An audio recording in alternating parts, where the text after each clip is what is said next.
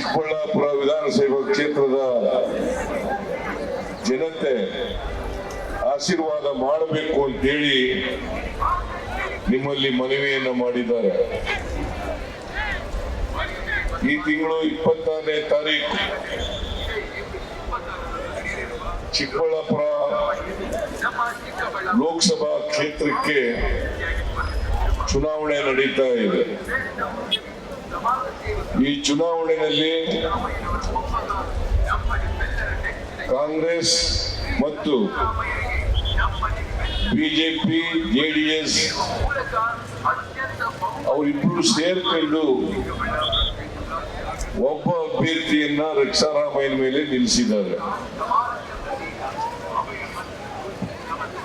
ನಿಮ್ಗೆಲ್ಲ ಗೊತ್ತಿದೆ,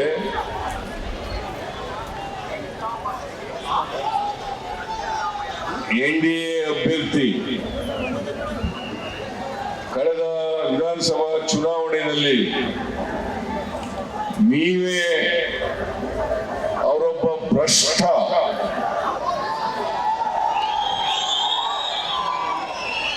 ಮಂತ್ರಿಯಾಗಿ ಬಹಳಷ್ಟು ಹಣವನ್ನು ಲೂಟಿ ಹೊಡೆದಿದ್ದಾರೆ ಅಂತೇಳಿ ಸೋಲಿಸಿ ಮನೆ ಕಳಿಸಿದ್ದೀರಿ. ಈಗ ಮತ್ತೆ ಇನ್ಫ್ಲೂಯೆನ್ಸ್ ಮಾಡಿ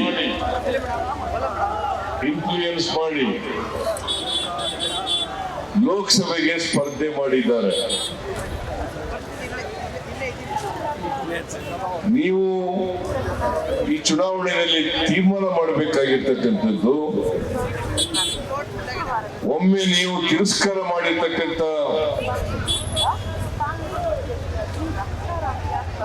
ಎನ್ಡಿಎ ಅಭ್ಯರ್ಥಿ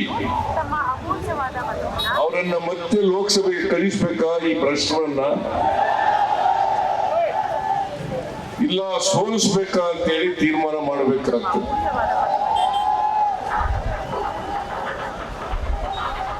ಇವರು ಆರೋಗ್ಯ ಸಚಿವರಾಗಿದ್ದಾಗ ಕರ್ನಾಟಕ ರಾಜ್ಯದಲ್ಲಿ ಬಹಳಷ್ಟು ಭ್ರಷ್ಟಾಚಾರವನ್ನ ಮಾಡಿದ್ದಾರೆ. ಇವರ ಭ್ರಷ್ಟಾಚಾರದ ಬಗ್ಗೆ ಒಂದು ನ್ಯಾಯಾಂಗ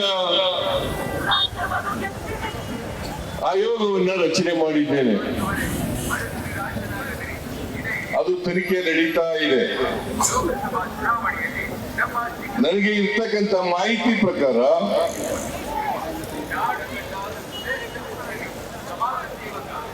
ಎನ್ಡಿಎ ಅಭ್ಯರ್ಥಿ ಮಾಜಿ ಮಂತ್ರಿ ಅವ್ರ ಮೇಲೆ ಸಾಕಷ್ಟು ಸಾಕ್ಷ್ಯಾಧಾರಗಳಿದ್ದಾವೆ.